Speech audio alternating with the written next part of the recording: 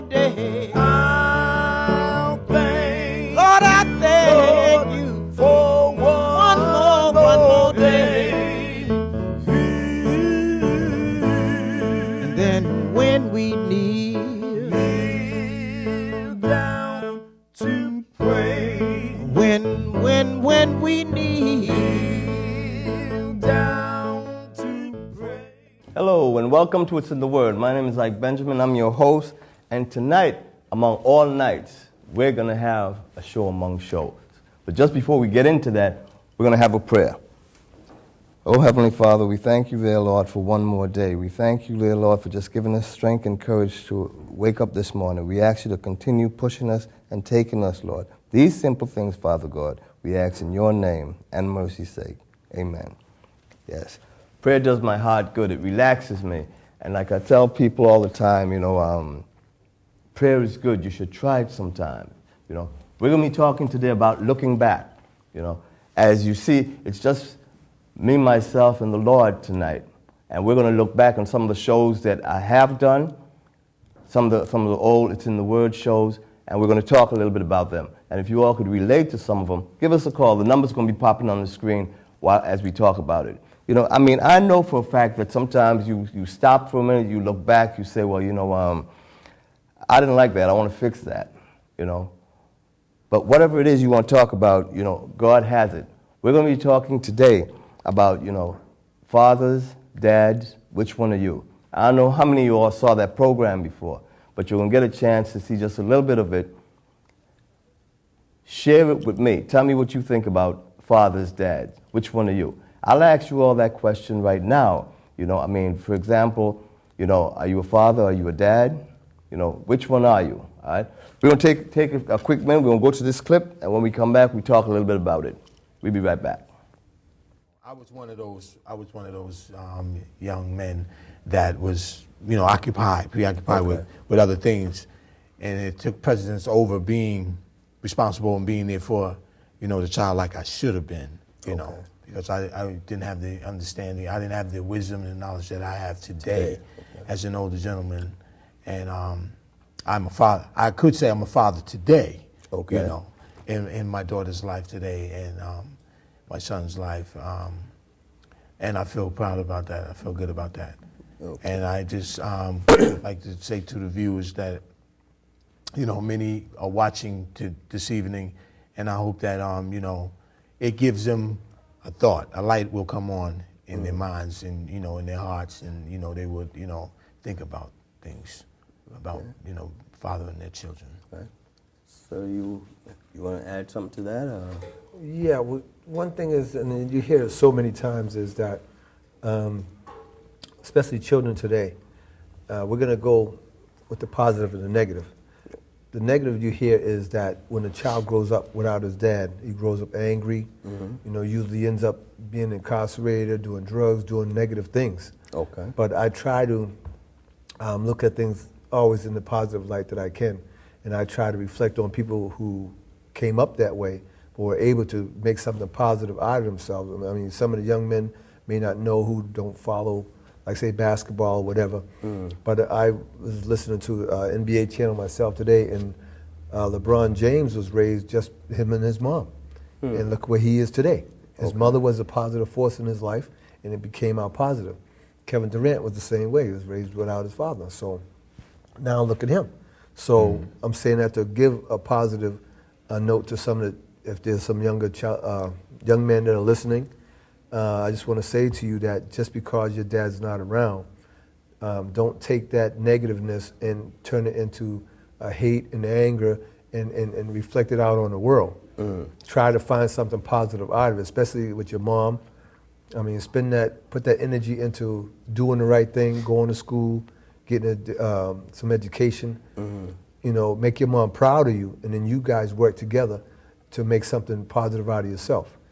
Okay, and on that note, so it's also fair to say that in spite of a woman, being a woman, she could also be a dad in a sense, in many ways. Yes. Because if dad is not around, but she's there running, carrying the ball, she makes it happen where, okay, I can have this where my son could be another LeBron James. My father could be, the type that say, well, okay, yeah, I'm going to make this happen. I could do this, In all that to say that even with the woman, Yes. that woman can be just as strong as the man. Is that fair to say? Yeah. Well, matter of fact, now that you say that, let's throw a reversal on it. There are some men out there today that's raising their children, and the moms are not around. So, that's a good thing. It lets you know that just because, even though I know there's always a talk about the deadbeat dads, but Right. let's talk a little bit about those fathers that are doing something positive, that are raising their children because they say their mom is a drug abuser or alcoholic or whatever, and he just takes on the responsibility that, hey, well, you know what, my child's got to be raised, and if she can't help me, I got to do it myself, and it happens a lot these days, I think. Just briefly, to add on to what you were just saying, I know a great guy, Peter McCarthy. He's the owner and president of Steps to Solution. He raises a kid, his son, by himself, each and every day. He gets up from sunrise to the sun go down. Right. I mean, he raises this kid by himself, and he's a father. I can truly say that he's a father. He really should have a lot of love involved in that. Interest, patience. He shared with me a lot about the, responsibilities, that he has with this little one, and I commend you for acknowledging that, bringing that up in this discussion. Yeah, well, even though, let's say the mother and father that's home together, let's say mother and father home together with, the little boy and the little girl, but right now, mama is doing most of the work.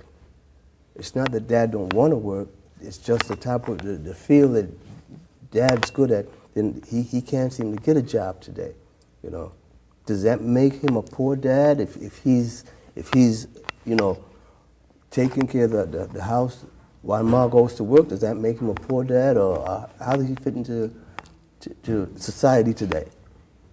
Well, society, society will look at you and put you down, but it's up to the individual himself to believe in himself and to not go on what society says.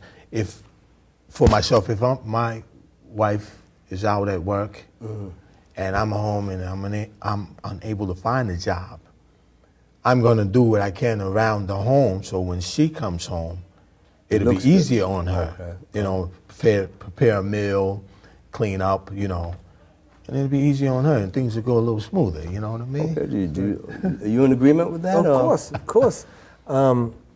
It's if you in a situation where you're not working, I think that's the only thing you can do is do what you can do. If you can cook a meal, keep the house clean, anything that can save your wife or your woman from having to come home and do it after work, and you're not, that's the best you could do. Do what you can do. Is there such a person that the man that doesn't have the job, but he sits home and he decides, well, okay, I'm not going to do nothing. She could do it when she comes home. Do that too. Yeah. Really? There's plenty of selfish men out there. So when the lady comes home now, with Father's Day coming up now, is it fair to say, well, okay, we're going to take Dad out, or do we take Ma out on Father's Day? I mean, how do we fix that? Well, in my situation, there's been times when my kids had looked at me as coming up. Me and their moms had split up early. Okay. My oldest was like 1 year old when we split up. So when the other couple came along, it was just in the process of me continuing to try to take care of him.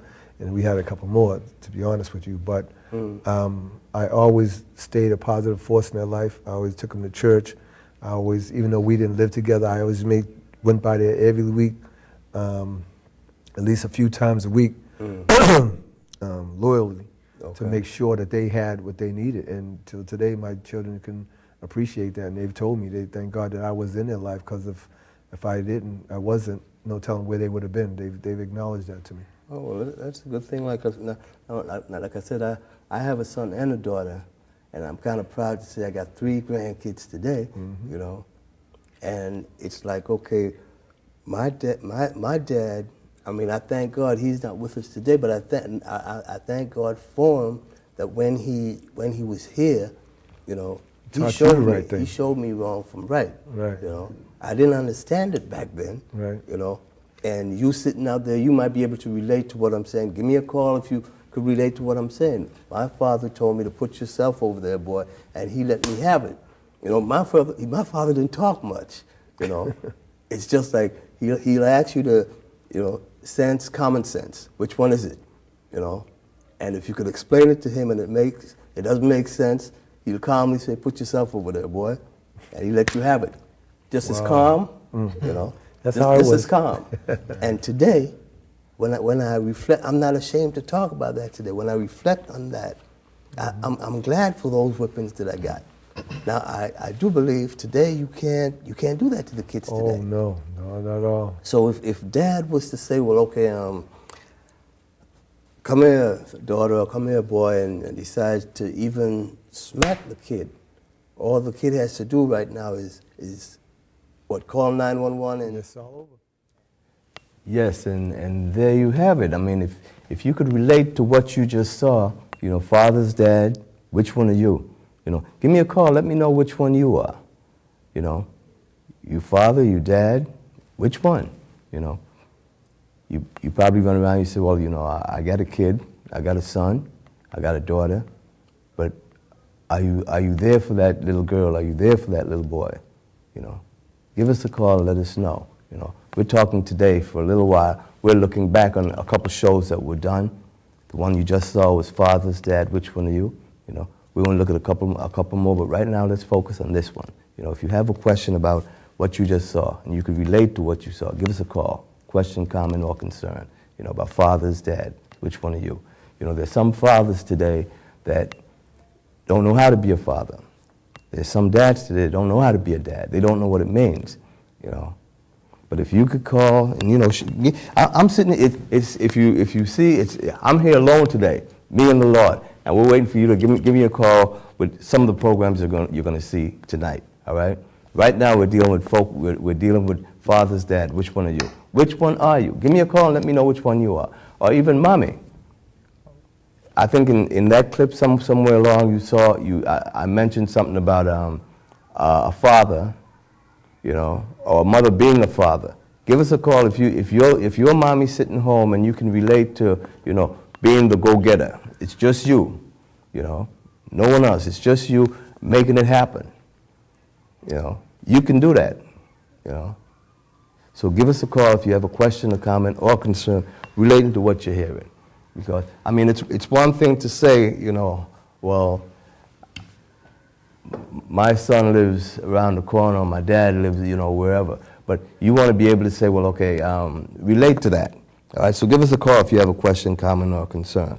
You know, from the time I did the program dealing with, you know, Father's Dad, which one are you? I spoke to a couple of people, and they related, you know, what was happening to them. You know, and some of us, we sit on the couch, we watch the program, and we're hesitant to call. You know, don't be scared. Give us a call. You know, because I'm sure you could relate to something that you're hearing, something that you're seeing here tonight. You know, but like I said, we're going to be talking about. We're looking back at some of the programs that we did, and we're going to be talking, sharing with you. Whether you're sitting on the couch, whether you're on the porch, wherever you are, we're sitting here talking with you about what's going on. You know, give us a call with a question, a comment, or a concern.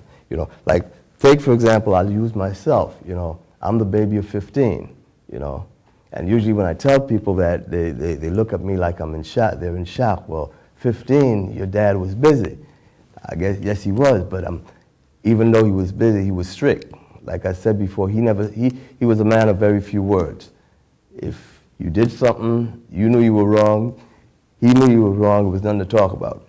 He'd calmly say, lay yourself over there, and he'd let you have it. Just as calm, you know, just like, and when, after he's through whipping you, you know, he'd say, go wash the car, boy. Something just as calm as that, you know.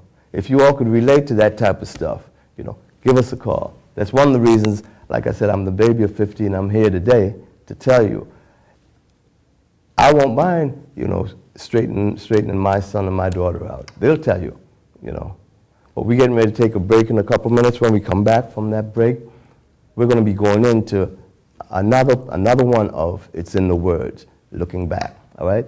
Because like I said, you'll be surprised the amount of programs that you do, and you could relate to them all. This is what we're doing today. We're taking all the programs that have, not all of them, but quite a few of them, and we're just going back, touching on them, and giving you all the opportunity to give us a call with a question, comment, or concern, if you feel like it. I would like for you to do it, you see, especially when it comes to the fathers, the dads. Which one are you? Maybe you're afraid to call. Maybe you're ashamed to call. Don't be ashamed. It's okay. Because guess what? The Lord forgives us for everything. We'll be talking about another looking back. My name is Ike Benjamin. I'm your host, and we're talking about looking back today, all right? We just did a little segment on fathers, dads, which one are you? And we're going to go on to, testimonies 2, all right? Now, testimonies 2 is a segment where we did a young man and a young lady who, you name it and they did it, They did it all, But for some reason, they got to rock bottom. You might be getting ready to get there, go right there right now. Based on what you're getting ready to see, might be able to change your life. This program here, this piece, is a young lady will be talking about where she was, how she got there, and how the Lord brought her out. A young man that, you name it, he did it in the streets. He's going to be talking about the same thing. That might be you right now, sitting there saying, well, I'm going to do this tonight, I'm going to do this tomorrow. You might want to hear what these two people have to say. All right? Why don't we take a look at this program that's getting ready to come up, and tell me what you think of it after we come back from this. You know how they say ladies first? I want to say ladies first. Why don't I start with this sister here? Just tell me a little bit about, where did Gail, Sister Gail, what got Gail into running for the Lord? Well, first and foremost, I want to give honor to God, who's ahead of my life. I want to thank Him for another day of His grace and His mercy. And where I came from to where I am today, it's only through the grace of God. A dark, lonely, cold place, a place of drugs and alcohol, not being responsible, not being a daughter, not being a mom, not being a grandmom. I just had given up on life, I was just in a place where I didn't want to live anymore. Okay, and hold on to that. So all that is a piece of who Gail is today, or who Gail was. Who I was. Okay, so why don't you tell me a little bit about Mr. Dynamite? I like that name, Willie Dynamite. Go Thank ahead. you. Well, I'm born in the 60s. Okay. So my role models was very few. And I was raised without a father, but God gave me a stepdad who was still around today. So I believe he came around when I was anywhere from 2 to 6 years old. So I'm 52 now, so they've been together almost 50 years, or if not 50 years. Okay. But, from the time and the era that I grew up in, we had to stay confined to a community, because when I went to school, we dealt with busing and the whole 9 yards. So, like I said, that welfare, we was getting welfare when I was growing up, and my mom, I grew up in the projects, and my mom had it very, very hard because, like I said, she was a single parent with 4 or 5 kids. Okay, and there you have a little bit about who Willie Dynamite was, as opposed to who he is today. Now, coming back to you, sis, you said you had a hard life growing up. Well, I wouldn't say a hard life. My mom did the best she could for the most important part. She said, you're going to do 2 things in my house. You're going to go to school and you're going to go to church. She didn't always go every Sunday, but we were made to as kids, I come from a large Southern family. I grew up in the 60s, in Roxbury, the lifestyle, you know, the drinking, the partying. That was always fascinating to me as a child. So when I got to up to an age where, you know, I couldn't wait, you know. And that had nothing to do with, you know, with my mom. It was my choices that I made, you know. I used to think that, you know, all behavior, most behavior, it's learned behavior. Some of it, you know, I saw that lifestyle, but I didn't have to choose that, you know. I really didn't, you know. I see. And coming back to you, sir. So again, if you all could relate to anything you're hearing here tonight, pick the phone up, give us a call. The number will be popping on the screen. Give us a call if you could relate to what you're hearing here tonight. We're giving testimonies dealing with where people been and where they are today, you know. So don't look at me and because I'm where I'm at today, say, well, okay, never mind you. I want to be better. All you got to do is pray for me. Pray for me so I can get to the point where you are, all right? The number will be coming on the screen. Feel free to give us a call with a question, comment, or concern. Now, Mr. Willie, if I was to say, give me a testimony about where Mr. Willie was and where Willie Diamond is today. Well, I became a product of my environment. Okay. So as a young man, you know, our role models were few. So I chose the drug lords and the pimps of the neighborhood and just the glamour of that mirage that I'll get into later on.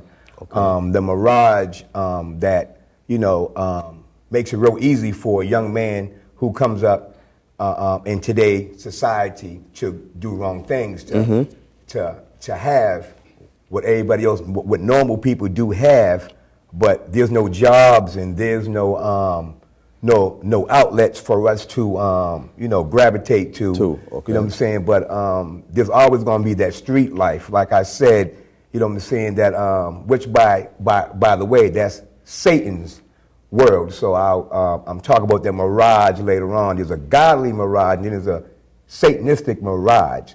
So I chose the Satan way, the easy way, the brighter light way. You know, and through my trials and tribulations, my testimony is I more or less had it all. I more or less had the cars, the jewelry, and the whole 9 yards. But at the same time, the fame and the wrong type of fame. I had the type of fame that put me in prison. I had the type of fame that gave me a quarry. I had the type of fame where without God, you know what I'm saying, my savior was Satan and he left me hanging. So who I reached out to was Jesus. So here I am today, you know what I'm saying, in a different light. All right. Okay, and I thank you for hearing that. Sis, you want to tell me a little bit about where you were, who you were, and where you are today? Oh, where I was? Oh, I was a mess. I was totally, you know, I had no will to live anymore. And if it hadn't been for my mom instilling things in me, you know, you got to have your personal relationship with God, Gail. No matter what, God can bring you through anything, you know. But I was, you know, having a child at a young age. I had my first child at the age of 15. You know, I became very rebellious when my mom and my dad separated. My father was the manager of the Carousel Lounge on Devon Street for 35 years, and he never took a drink in his life, you know. My mom did their drinking, her and my aunt and them, you know. And when they separated, she was in an abusive relationship. And I became very rebellious, and that was my time where I would run away from home. I didn't want to come home, you know, and I started dabbling in drugs. I lost my only brother on the streets of Roxbury, shot and killed by the police. So I had a lot of devastating, traumatizing events. And I was a child with the child. I did manage to finish high school, go on to hairdressing school. But then I had 3 more children. I have 4 children altogether and 7 grandchildren. Okay. So when I got to the point when I was introduced to cocaine and smoking crack and drinking, it just took total control. I became total dysfunctional, you know. My mom stepped in. She said, if this is how you're going to live your life, these children are not going to suffer. And thank God I had her to take my children at the time, you know, because that went on for several years, in and out of jail. I mean, I was in the psych ward a couple of times. I thought I was really losing my mind, you know. So it got to a point where you figured, well, you know, you were just ready to just throw in the towel. Yeah. And again, for those of you sitting on the couch, you know, having dinner, this is the perfect time to call if you have a question, a comment, or concern. Because we're sitting here talking about testimonies, not testimony 1, but testimony 2.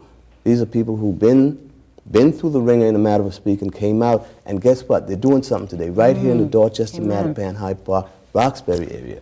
You know, you could do that. Like the brother said, you know, he was Mr. Pimp, just about. The lady, you named it, and she was out there. She told her mother what she was going to do from what she wasn't going to do. She felt like she was a grown woman at the time, at the age of 15. You know, so I mean, you sitting out there now, it must be something running through your mind. Well, yeah, that's me, but I'm not going to call. Don't be scared. Pick the phone up and call. The number's on the screen. Give us a call. Getting back to you, Mr. Willie. Now, as far as at what point did you say, well, you know, before we get to the point where you stop, what kept you going as far as, the life? Well, I want to say to the young man, because I'm going to put myself in a young man or young lady's thought pattern right now who might be struggling with, the peer pressures of society and having money and not having no job and, you know what I'm saying, trying to be accepted, you know what I'm saying, by those who more or less are supposed to be your overseers or your friends. So I got caught in the glory of the street. Oh, okay. You know what I'm saying? I more or less was just mad at, society and, you know what I'm saying, the disadvantages that I went through growing up. And I just seen the easiest way was to, be a part of what was already going on and what's been around for a long time. And it was real easy for me because when I was growing up, you know what I'm saying, everything was the Mac and everything was Superfly and everything was glamorized. But today, it's about gangster rap and it's about, so we become products of what we see on TV. We become products of, you know what I'm saying, like I said, I want to talk about later on about the mirages. And what I want to ask the young man today that think he's half slick or think he has an answer, you know what I'm saying, because somebody might have told him he was cute. I want to ask you, brother, are you prepared, man, you know what I'm saying, for what is waiting on you? You know what I'm saying? Are you prepared? Can you, how, you know what I'm saying, if you have any children, you know what I'm saying, can you stand being away from your child? I mean, I'm quite sure that, there are brothers and sisters that know somebody who don't have both their parents. I'm saying, I'm here to more or less try to reach and let that young man know that, brother, get your education, man. Go to school, brother. You know what I'm saying? Beat the system, brother, by doing what's right. It's so easy to do what's wrong, but it's very hard to do what's right because this is about time. This is about picking and choosing which road that you follow. This will define where you would be when you're 25, 30, 35, 40. I'm 52 today. And it took me this long to really find what can I do because I don't have time to, let me just say this. I've always been a knowledge seeker. I've always wanted to know who Allah, God, Jesus, or our overseer was. So what I did get from the Nation of Islam was make job for self. Okay. So I had to pick and choose because I have a query. I got to pick and choose what can I do for a job. You know what I'm saying? How can I replace some of this money that I don't get anymore? So, but like I said, don't be fooled by what's around you, by what other people have. I see. Could you relate to what you're hearing there, sister? Oh, definitely. And I think for me, because I was always shy, quiet, introverted, when I was introduced, first the alcohol, it brought me outside myself. I felt like I could fit in, the peer pressure, try this, do that. I was already in a rebellious state of mind, very defiant, oppositional. So, by doing that, and like the brother said, the lifestyle, the glamour, I've always had nice things. My mom and dad did the best they could. And when my mom got into a very bad accident, she could no longer provide those things for me. I started stealing. I started literally. Well, just before you get into that, we're getting ready to, we're actually talking to people who I call your survivors. We're getting ready to take a break. When we come back from this break, we're going to continue this conversation that we're talking about, We're talking with Mr. Dynamite and Miss Gail. They're telling you where they've been, where they got ready, where they've been, and where they're getting ready to go. My name is Ike Benjamin. I'm your host. And tonight, like I said, among all nights, we have a show among shows. So pick the phone up and give us a call. Testimony too. You know you got a testimony. We don't have to see your face, but call us up. If you could relate to what you're hearing, give us a call. Question, comment, or concern, we're here for you. Just before we went to the break, I think we were talking to you about when you started to get rebellious and what have you. And I started to get caught up and indulge in the drugs and alcohol more, you know. So now on top of the lying, defiancy, I'm stealing, you know, to feed my drug habit, you know, which only intensified because when I didn't have the money, you know, the drugs just intensified behaviors that were already there, you know. And it made it worse to the point I became a full-blown, you know, addict and an alcoholic in a matter of like 2, almost 3 years, you know. And I decided that I needed treatment. I needed to get help. You know, I wanted to be a mother again to my children. I wanted my family, and through it all, I would get these moments of clarity. Okay, hold that thought. I think we have a call. Hello, caller. Welcome to It's in the Word. Question or comment, please. How y'all doing? All right. Yeah, I'm just commenting on, a lot of community leaders today, they don't have their heart into it to help the kids. Sometimes it's all about grants and money, how much money you can get with this program and that program. You got to have your heart into it, man, and be with these kids today to help them out, And a lot of people don't lead with their heart. Okay. I know Brother Willie Dynamite and Gail was my cousin, Gail was proud of you, was like, she come a long way. So, I did 17 years myself, you know what I'm saying? I've been out here for the last 10 years now, and like she said, like Gail said, it's about surviving, letting everything else go, But more shows like this need to be done in the community so the young kids can watch it and learn, and people like Willie Dynamite who paved the way for us, we've been there, done that, got to stop the kids from walking in our shoes. That's right. All right. All right. Well, Y'all keep it going. Thank you, caller. Thank you, brother. All right. Well, it seems like you all are kind of known out there. Like you all said, you all been there, done that. You've been all out there. I guess you all are known out there, But and that's a good thing because like now that you all are here, you all could actually somebody out there could actually hear you, which is the goal of this show.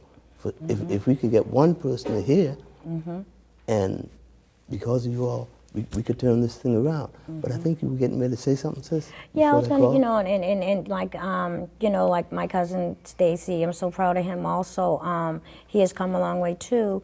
If there were, if I had maybe had some place to go as a child, a recreational center or something, I'm a child growing up with these adult issues and stuff that made my drug use even worse because I didn't talk about these things. I held these things in, and the only way I could be myself and free myself from that was to drink, just to block out what was really going on, and I needed help, and in some cultures they shun therapy, which I think is very much needed for a lot of people, and especially some of the children today. Okay, so could you relate to what she was talking about as far as? Let me just say that I'm well known. Okay. And that's one of the main reasons why the good Lord sent me here, because not just in Massachusetts, okay, but I just want to say that still today I watch young brothers, and I still have peers that are still in the life, and I watch what happens. I see what happens. You know what I'm saying? I don't know one person who done got rich or who's not dead and buried or who's not in prison. And, it's so hard to do the right thing because especially when you've been doing something more or less all your life because, where we come from, we all grew up in a tight-knit community, whether it was OP, whether it was Lenox Street, whether it was a Mission Hill, whether it was Mattapan, but in the time when we all grew up together, we was more or less like a family type. Yes, and there you have it. A young man and a young woman talking about testimonies. Not testimony 1, like I said before, but testimony 2, all right? And I'm sure that everybody sitting around watching this program got a testimony. They shared a couple of their testimonies. I remember that program where I shared the testimony, my own personal testimony, my cancer testimony. Like I said before, I'm a survivor. I'm a cancer survivor. Didn't even know I had it. But found out I had it, and the good Lord took care of that. That's a testimony for me. like I said to some people before who've seen my programs quite a few times, I'm not supposed to be here. But for some reason, the Lord has me here to sit down and talk to you tonight about testimony. So if you have a testimony that you could relate to, based on what you heard, give us a call. Anyone can give a testimony. Everybody has testimonies. Like I said, those two, they've been through the ringer, in a matter of speaking, and they were more than anxious to come out here and share with you all, what it's like, to be out in the world, and that glorious feeling you get once you find God's word. Sometimes people go to church and they say, well, I went to church and I was hurt in the church. If I got hurt in the church, I'm going back to the streets. No, you can't blame the church for being hurt in there, all right? You can't blame the church for being hurt in the church, You get your heart and your mind ready and right, you go on in there, and guess what? The Lord's going to be waiting right there for you to give you exactly what you need and what you want, Like I said, we're going back. It's in the Word Presents. We're going back tonight. And that's what we've been doing, just going back on different programs, different shows. What we got coming up is, the New Saints on the Block, Now, this is a group, a singing group that they started. They just happened to meet each other, run into each other, and got together and, started singing, and next thing you know, they formed a group, It's a lot of programs that you could go and get involved with today. There was some time back where that was hard to find. You could go to, just about anywhere, the Shelburne Center, you can go over on Talbot Avenue, you can even go to the churches, But we're going to be talking to some young brothers, New Saints on the Block, talking about where they came from and how they got their group together. I'm sitting here, believe it or not, with the New Kids on the Block. I'm terrible with names now. Is that New Saints New on the Saints Block? on the Yeah, Block? we are Saints. But wasn't there a group by the name of New Kids a while Yeah, back? there was a group. They're still out there, an R&B group. But we're the New Saints on You're the Block. the New Saints, That's not the New right. Kids. New Saints. So you all got some songs and whatnot to Yes, we do. We have a CD that's out now. I don't know if we'll do those songs tonight, but we do have them at Skippy White's, and they're scattered around. We got a song called Glory, Glory that's out. That's a really good song, and hopefully you can, some of our programs, folks can come out and check us out. We're the New Saints on the Block. Okay, well, let me just ask the New Saints on the Block a couple of questions. Now, how did you all get started? Ooh, wow. Well, I've been singing gospel for years, and we go to Reverend Washington's church. We go to a church together, so we sing in a choir. So we said, well, let's do some project outside of the church. Still ministry. Okay. So we decided to put this group together and go different churches and perform the songs, uplifting the Lord. I hear Taking it a little further. How long have you all been? Now, let me just start from my far right. Tell me, sir, how long have you been playing music before you got to with New Saints on the Block? Well, I've been trying off and on, but I've never been successful till I met this gentleman here, AJ. And we got to rehearsing, and we got to singing, and I got to more interested in the harmony. Okay. I can always sing a lead, but I wasn't too successful with the harmony. So when I got with him, I got more advanced, and I was into the Lord anyway, and I appreciated, But I mean, at what age did you know that, okay, I'm a singer, and that's what I could do, I could sing? At what age did you realize that? When did you know that for a fact? Well, I really don't know if I can sing or not, but I know I sound good. People tell me. No, well, I guess what I'm asking you is, at what point did you say to yourself, gee, I think I could go try out for this group? Or Well, I think, at the time, I was in my 40s, and I started singing gospel. right. I could sing in R&B, but gospel, where I can express my feelings coming out through the heaven, God. Okay. To minister to the people. I like singing to the people. All right. And you, sir, what? Are you a singer or a bass player or a guitarist? My name is Richard Johnson. Yeah. And I play the bass. I started playing when I was 11. 11? Yes. Okay. And I knew at that point that was where I was supposed to be in music. Okay. And I sing, but not with this group. Okay. And I attend Zion Temple Holy Church, Bishop Paul McCoy.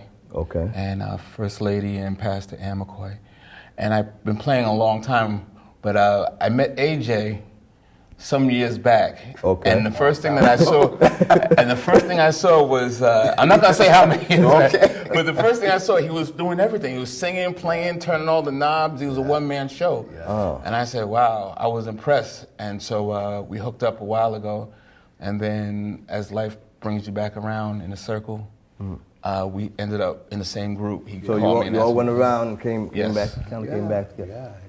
All right. And you, sir, you want to share your name and? Well, my name is Brother Jefferson in the church. Everybody knows me as AJ Smooth. Okay. I go to New Faith Baptist Church, which we formed a male choir, and that's how we got our start. But I've been doing gospel and singing for years, since the '60s, and something that I like to do. I like giving it back to uplifting the Lord and just God is good. That he is. all the time. Now, when I opened the show, I think I said who did I say? New kids. kids on the block. New Now, saints. it's new saints on the block, right? Yes, sir. Now, you all been playing together as one group for how long? Yes, and I enjoyed myself on that show. I was ready to sing for them, but I enjoy that. We're going to play a little bit more of them. We're going to have them play a little something for us on our way out. But I just want you to see that they're from different churches, but they came together as one, and they were grouped together. They play sometimes downtown. They play down on the Commons during the summertime. They play over at I think Columbia Point, but they're all over that little group. All right, so it just goes to show you that all you got to do is just reach out. The Bible said, "You ask not, you want not, cause you ask not." You ask for it, you will get it. If you don't ask, you won't get it. They also say, like a still tongue. Well, I'll leave that alone. But anyway, I just want you to see that it's fun here just to enjoy going to the past and seeing what some of the programs that we've done here on It's in the Word. What I want to do is take a minute now to kind of thank some of you all for some of the programs that you all seen.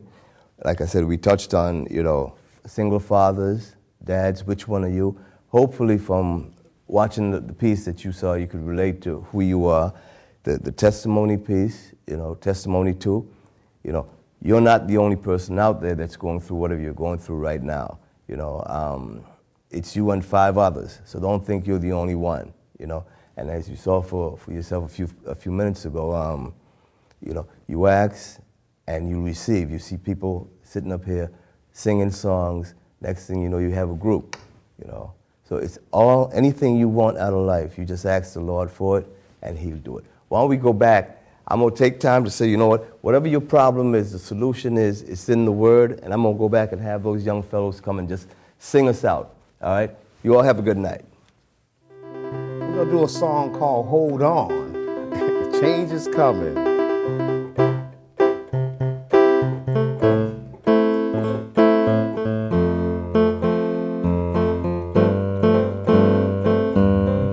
Yesterday, a man came to me. He said, how can you smile when the world is coming down? He said, here's my secret.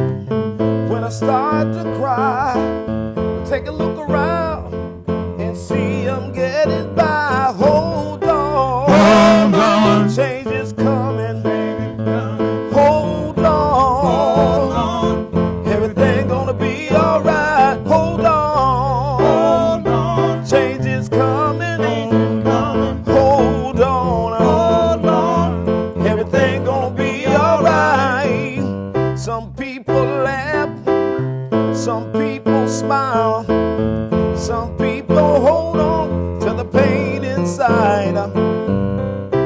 It's your business you want to do. But if you don't hold up, here's what I want you to do. Hold on. Hold on. Change is coming. Change is coming. Hold on. Hold on. Everything gonna be alright. Gonna be alright. Hold on. Change is coming. Change is coming. Hold on. Everything gonna be alright. Gotta hold on. When things are going bad, just pray to the Lord. Say, Lord, help me. He'll never let you down. Say, hold on. Change is coming. Hold on, y'all. Everything gonna be alright. Gonna be alright. Hold on. Change is coming, y'all. Hold on. Everything gonna be alright. Gonna be alright. Hold on. Change is coming. Change is coming. Hold on. Hold on. Everything gonna be alright. Hold on. Hold on. It's coming. Change is coming. Change is coming, y'all. Hold on. Everything gonna be alright. Just hold on. Alright, yeah. We're gonna slow it down and do something by Baker Bay. Well, come on, brother. Well, every now and then, well, you ought to be able to sit down and tell the Lord about your trouble. Yeah, you ought to be able to tell him, thank you. Well, when your burden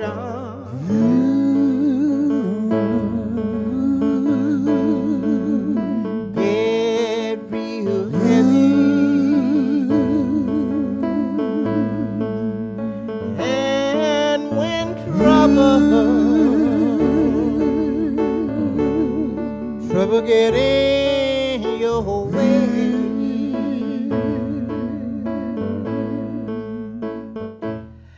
when it seems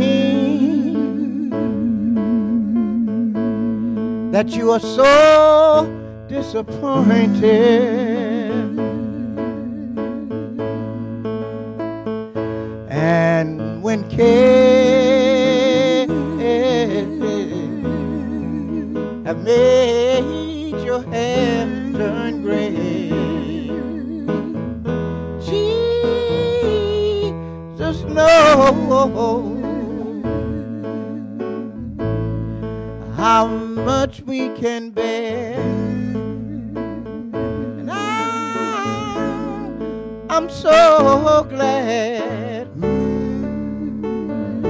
I know the worth of prayer. So when we kneel down to pray, just say that I thank you, Lord. Thank you, Lord, for one more day. I thank Lord, I thank you, Lord, for one more day. I know the sun is going down. Yes, it is. I know the moon, well, gonna drift away into blood. And Lord, in my day,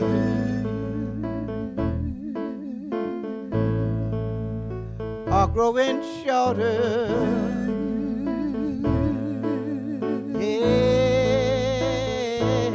Every day. Oh, Lord.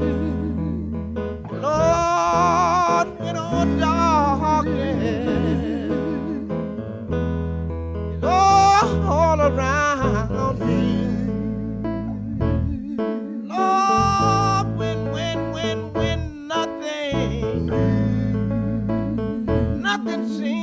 go my way.